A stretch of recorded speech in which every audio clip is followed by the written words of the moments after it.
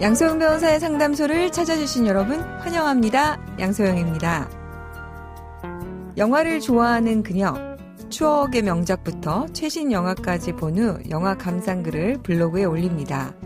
특히 최근 관람한 영화는 꼼꼼히 리뷰를 작성하고 영화 캡처와 포스터까지 함께 올리는데요. 여기서 잠깐, 영화 포스터와 장면 캡처를 개인 블로그에 올려도 저작권법에 괜찮을까요? 법무법인 승인 양소영 변호사입니다. 이런 경우 많이 있으시죠? 저도 가끔 그런 생각을 좀 하곤 하는데요.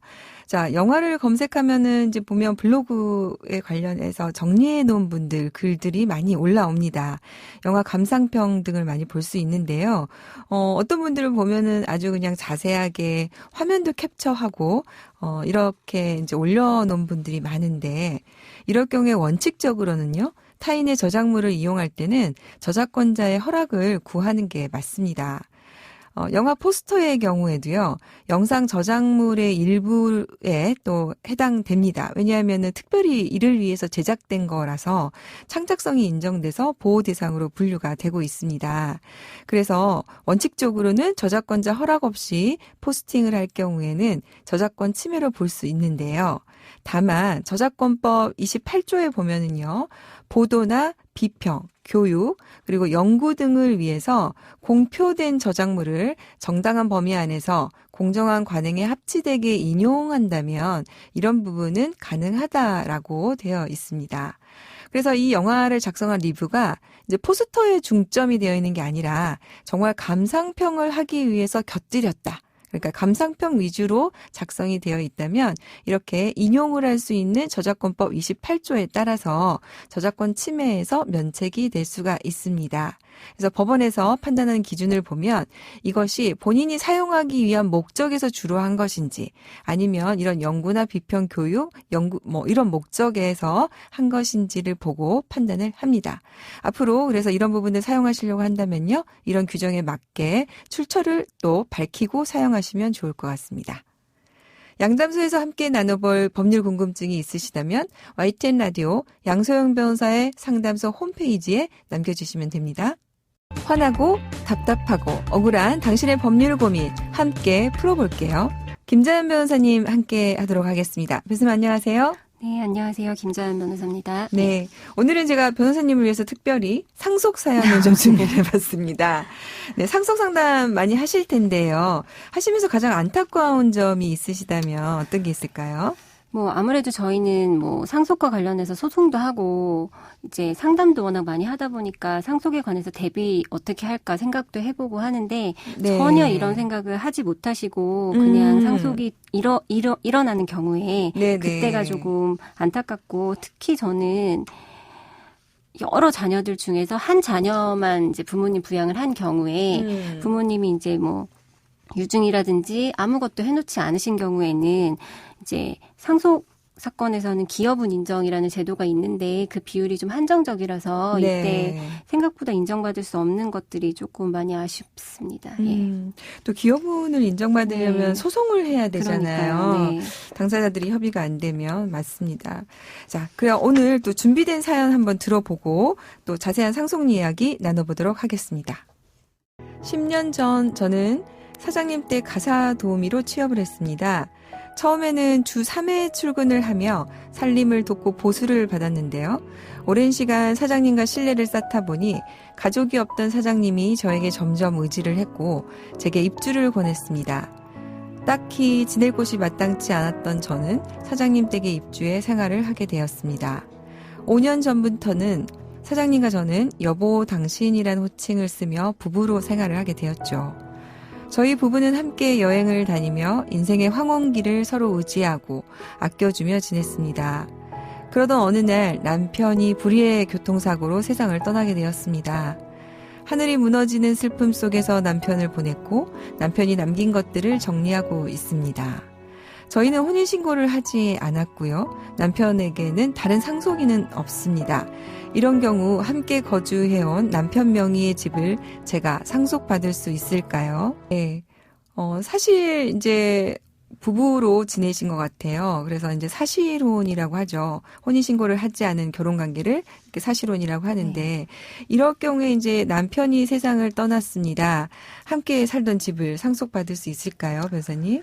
네, 결론부터 말씀드리면 이제 사실혼 배우자는 상속인은 아니지만 민법에서 정한 특별 연고자에 해당이 됩니다. 그래서 네. 남편한테 다른 상속인이 없는 경우라면 이게 중요한데요. 다른 네. 상속인이 없는 경우라면 상속을 받으실 수가 있습니다. 아, 네. 그러면 좀 이 부분과 관련해서 아마 들으시는 우리 애청자분들은 좀 그래? 그럴 수가 있어 하고 좀 생각하실 것 같아요. 자세히 설명을 좀 해주시겠어요? 네, 일단 뭐 이 사연의 경우처럼 이제 사실혼 배우자에 해당이 되신다면 법원에 특별연고자 상속재산 분여를 청구하시면서 그 내가 사실혼 배우자다라는 입증자로 예를 들면은 뭐 서로를 여보, 네. 당신 이렇게 호칭한 편지나 메시지, 그리고 함께 뭐 여행을 다닌 사진들, 그리고 이 동거 사실을 증명할 수 있는 뭐 주민등록 등초본 네. 이런 자료를 제출을 하시고 사실혼 기간 동안 뭐 이 사연처럼 그 집에 내가 계속 거주해 왔었다.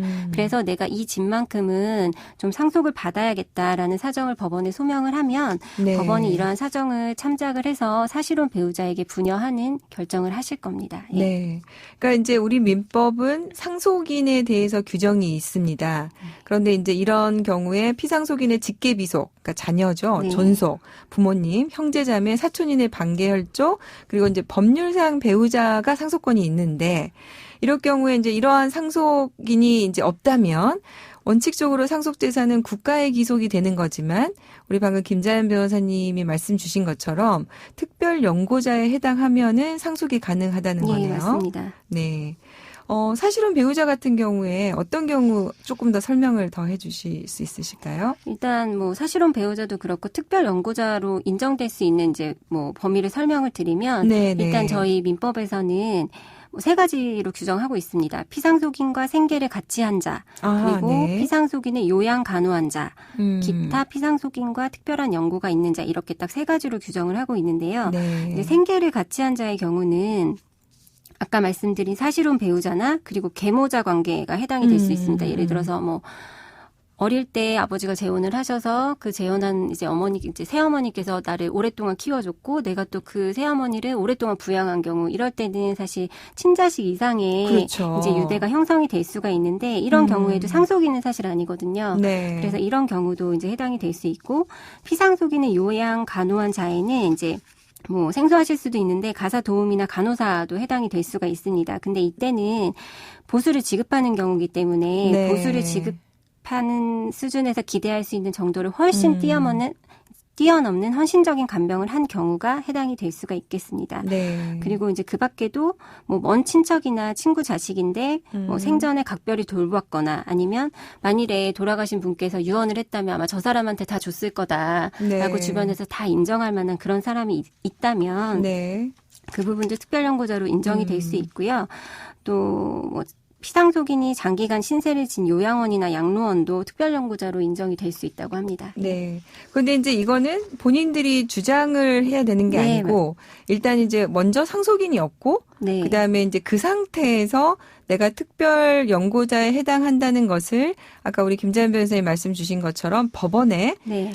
내가 특별 연고자이니 상속 재산을 달라라는 네. 분여 청구를 해서 인정을 받아야 된다는 네, 거죠. 맞습니다. 네. 그래서 아무나 이렇게 그냥 주장한다고 인정이 된 건 아닌데 또 우리 사연 주신 분 같은 경우에는 사실혼 배우자로서 네. 이러한 특별 분여 연고자에 해당할 수 있는 여건이 되니까 요건에 해당할 수 있어서 그렇게 청구를 하실 수 있다고 해주신 것 같습니다. 네. 자, 그러면 특별 연고자로 인정이 되면 전부 다 받을 수 있습니까? 전부 다 받을 수 있는 것은 아니고 가정법원에서는 이제 어떤 경우에는 전부 다 주기도 하고 어떤 네. 경우에는 일부만 분여 결정을 할 수도 있습니다. 이거는 이제 네. 법원이 그 연고 관계가 어느 정도인지 뭐 그 내용을 좀 보시고요. 그리고 연고자의 뭐 직업이나 교육 정도 그리고 아니면 그 상속 재산의 규모 이런 부분을 다 그렇겠네요. 고려해서 결정을 합니다. 기여한 거에 비해서 너무 많이 또 주는 것도 네. 형평에 맞지 않을 네네. 테니까. 네. 이게 상속제도라는 게 사실은 그러니까 불합리한 것들이 있으면 안 되니까 이제 이런 것들을 보완하기 위해서 개정민법에서 특별연고자 분여제도를 네. 도입을 했는데요. 자, 구체적으로 법원에 어떻게 신청하면 되는지 변호사님 안내 좀 부탁드릴게요. 네, 일단 상속인이 없는 여야 되기 때문에 이제 상속인이 없는 경우에는 가정법원이 상속인 수색 공고라는 것을 하게 되는데 네. 이때 공고에서 정한 상속권 주장의 최고 기간이라는 게 있습니다. 뭐 1년 이상으로 정하고 있고요. 네. 그게 지나고 나서 2개월 이내에 피상속인의 마지막 주소지 가정법원에 청구를 하셔야 됩니다. 네, 그리고 네, 네. 뭐 마지막 주소지가 외국인 경우에는 대법원이 있는 곳의 가정법원, 그러니까 서울가정법원에 청구를 하시면 됩니다. 그리고 이 기간이 지나면 청구하지 못합니다. 네. 중요한 요건입니다. 일단 기간을 준수해야 되고요. 그 전에 이제 상속인 수색 공고를 하고 기간을 지켜야 되고, 그 다음에 관할은 피상속인의 마지막 주소지 가정법원이고, 가사사건 같은 경우에는 이게 이제 관할 법원이 아니면 다른 법원에서는 판단할 수 없기 때문에 이런 부분도 좀 잘 챙기셔야 될 것 같습니다. 자, 그러면 오늘 사실혼 배우자에 대해서 이제 상담을 했는데요.